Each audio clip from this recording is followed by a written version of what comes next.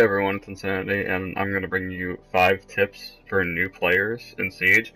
Now, I guess new players is probably what I was trying to go at. I guess beginning players, players who maybe don't feel so confident in their abilities, I want to provide a couple tips to help you guys out, and these are going to, I guess, increase in complexity. I'm going to start it out relatively easy, stuff you could do like almost immediately, and then it's going to branch off to, more advanced stuff, or stuff that maybe you need to teach yourself. So, without any hesitation, I guess we're going to get right in. Alright, so first up we're going to have placement of your character. See, you're going to see in a clip coming right up now that what I'm doing here is pixel peeking, and this is, it's a pretty popular tactic where basically you try to limit your exposure to the enemies, but also make it so you can still shoot. And I'm going to come out here, and at the end of this clip I'm going to get killed by a jackal because I wasn't really holding a very good angle, and I was basically sat in the open taking damage. So this doesn't just apply to how you're, in cover. You also want to put yourself in a position where you can get to certain areas of the map and react a lot quickly than others. Like, for example, if I were in the objective, it would be really hard for me to get to shoot people over in the bathroom. If I were in between the little hallway, in between that bedroom and the bathroom, I could easily react to either side. Alright, next one I have up is actually a really quick one, and this is just placement of sights. A lot of players really don't pay attention to where they're putting their crosshairs. See, in that clip, I headshotted Hibana because I was already aiming at where her head is. But in this clip coming up, you're going to see towards the end, after I finish the point, I don't really have good aim. Like, I'm going to peek around the corner here and kill this buck decently, I guess. See, aiming at the chest is normally what I do. But in a couple minutes, I'm going to have 2 people rush in, and I really got lucky with the kills. I was, like, shooting them, like, in the thighs.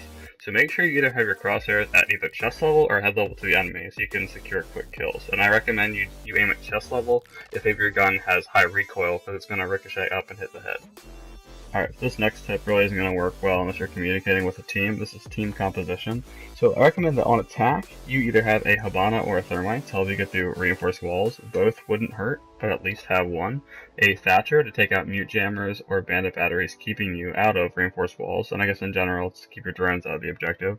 I recommend a Buck or Sledge as a primary breacher to get you through those essential unreinforced walls that you're going to find. And then I recommend after that you take whoever you feel like would be needed on the map. But personally, if I had to have a fourth, I would make sure I always have a Twitch, because in the current trap meta we're in, Twitch is very good for taking out Lesion, Kapkan, and Ela traps. He's very good here, so a little bit of Twitch gameplay right now. I'm not actually going to use the drone, but see, they did have an Ela, and right around the store here, early in the game, there was an Ela trap right there, but since I took it out as Twitch, I didn't have to get hit by the Ela mine, and I probably easily could have got taken out. Someone would have known that I tripped it in the hallway, but because I took it out, I was easily able to secure these 2 kills and win the round for my team. Alright, so on defense, you're going to want a Rook for the extra damage resistance, Smoke, since he can deny entry to the objective, so like he makes a very good anchor, and he's not a bad roamer as it is.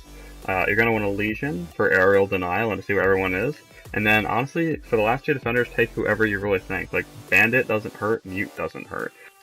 So for tip number 4, I'm going to go over your secondary gadgets you're already bringing with your operator-specific gadgets. So for offense, frags are definitely good, along with smokes. Frags will get you kills. Smokes can cover you when you need to do important things like run away or plant a bomb.